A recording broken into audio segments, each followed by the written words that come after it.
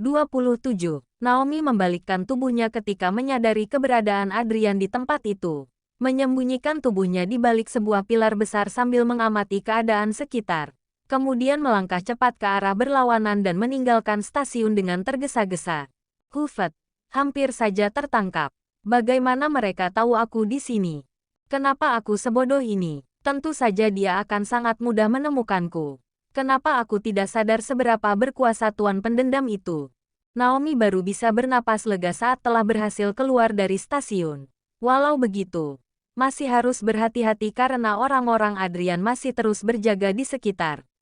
Sementara itu di dalam stasiun, "Kamu yakin dia di sini?" tanya Adrian dengan pandangan terus meneliti ke segala arah. "Iya, Tuan." Nona Naomi tercatat sebagai salah satu penumpang kelas ekonomi dengan tujuan Philadelphia. Adrian meraih secarik kertas yang disodorkan Bruno, berisi kapian data penumpang kereta. Benar saja, tercantum nama Naomi Claire di sana. Adrian menghembuskan napas frustrasi. Kertas di tangannya ia remas hingga kusut dan nyaris sobek. Periksa semua kereta dan jalur keluar stasiun. Jangan sampai kehilangan jejak lagi. Baik, Tuan. Penjagaan pun diperketat. Tak ada yang luput dari pemeriksaan. Namun hasilnya tetap sama. Mereka tak juga berhasil menemukan Naomi. 3 hari pencarian tanpa henti yang tak membuahkan hasil membuat Adrian murka. Malam ini Adrian harus pulang dengan tangan hampa. Setibanya di apartemen, ia menghempas tubuhnya ke ranjang. Rasa lelah seakan memaksa untuk terpejam. Namun bayangan Naomi terus menghantui. Satu tangan Adrian mengusap tempat kosong di sebelahnya. Perlahan kerinduan itu terasa semakin nyata dan membekuk hatinya. Masih lekat dalam ingatan Adrian ketika Naomi menemaninya berbaring di sana. Ia lalu mengeluarkan hasil USG yang selalu dibawanya kemana-mana. Menatapnya dengan dalam. "Kemana aku harus mencarimu?" Sepasang matanya terpejam. Kertas di tangannya ia dekap di dada. "Aku akan terus mencarimu meskipun harus ke ujung dunia sekalipun." Ada perkembangan apa? Tanya Adrian pagi harinya. Bruno baru saja kembali setelah semalaman mencari Naomi di berbagai tempat. "Belum ada petunjuk lagi, Tuan. Kami kehilangan jejak Nona Naomi." Jawabnya penuh rasa bersalah. Punggung Adrian bersandar di kursi sambil menatap pemandangan kota dari lantai teratas gedung itu.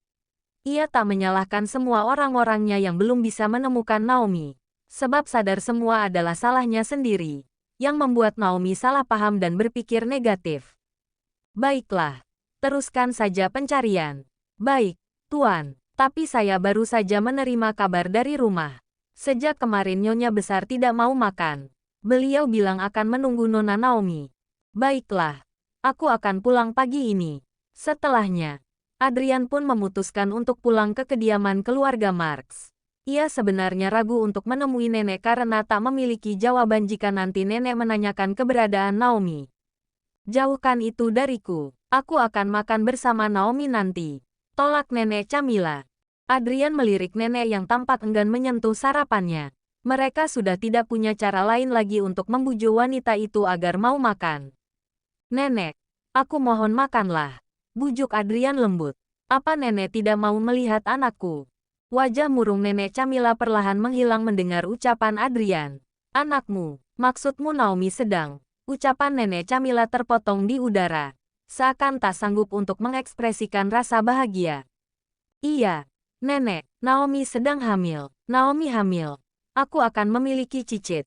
Ia tersenyum bahagia sampai hampir menangis. Harapannya selama ini akan segera terwujud. Namun, tiba-tiba binar bahagia di wajahnya kembali meredup dan Adrian dapat membaca kesedihan di wajah sang nenek. Adrian menggenggam jemari nenek Camilla dan mencium punggung tangannya. "Jangan khawatir, Naomi pasti segera ditemukan. Dia hanya marah padaku karena salah paham. Tapi dia kemana? Tidak aman baginya di luar seorang diri dalam keadaan hamil. Cepat temukan dia, Adrian. Aku akan berusaha semampuku. Sekarang nenek makan. Atau Naomi akan marah pada nenek juga." "Baiklah. Cepat suruh mereka membawakan sarapanku. Aku tidak boleh mati sebelum melihat anakmu lahir." Adrian memberi isyarat kepada seorang pelayan untuk mengambilkan menu sarapan nenek Camilla. Dengan cekatan, wanita itu meletakkan nampan berisi sarapan di meja. Nenek Camilla pun menyantap sarapannya dengan lahap. Dunia seolah sudah berhenti berputar bagi Adrian. Sekali lagi ia harus merasakan kehilangan satu-satunya alasan yang membuat hidupnya berarti. Sudah 6 bulan sejak kepergian Naomi. Ia bahkan tak meninggalkan jejak sedikit pun. Adrian telah mencari keberadaan sang istri ke semua tempat yang memungkinkan, melibatkan semua anak buahnya untuk mencari. Namun hingga kini hasilnya tetap nihil. Sore itu, Adrian tiba di rumah setelah hampir seharian mencari Naomi.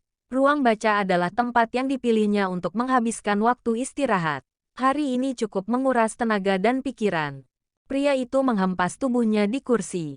Dasi yang melilit kerak kemeja ia kendurkan, menggulung lengan kemeja hingga batas sikut, lalu memijat kening yang terasa berdenyut. Naomi, gumamnya, menatap dalam foto berbingkai kayu yang bertengger di atas meja. Suara ketukan pintu menyadarkan Adrian dari lamunan, disusul dengan kemunculan ibu yang datang dengan senyum. Di belakangnya ada seorang pelayan membawa minuman. "Kamu baru pulang?" tanyanya. Seraya berjalan mendekat, ia dapat melihat wajah lelah putranya. "Iya, Bu. Bagaimana keadaan nenek?" balas Adrian. Mengingat beberapa hari belakangan kondisi nenek sedikit menurun. Sudah lebih baik, hanya saja dia terus mencari wanita itu. Dahi Adrian sedikit berkerut, bukan karena mendengar tentang kondisi nenek, melainkan karena nada sarkas dari ibu. "Kenapa aku merasa ibu sangat tidak menyukai Naomi?" Mendapat pertanyaan itu, ibu hanya menghela napas. Benar tebakan Adrian, ia memang tidak pernah menyukai menantunya itu. Bukan tidak suka, maksud ibu. Naomi sudah lama pergi. Dia mungkin tidak akan kembali lagi ke rumah ini. Artinya, dia memang tidak mau berada di sisimu. Jadi apa yang sebenarnya ingin ibu katakan? Bicaralah dengan jelas. Wanita itu semakin mendekat. Ia mengusap bahu putranya. "Adrian, cobalah membuka hatimu untuk wanita lain dan memulai hubungan baru. Di luar sana ada banyak wanita yang ingin bersamamu. Kamu tidak perlu menunggu Naomi."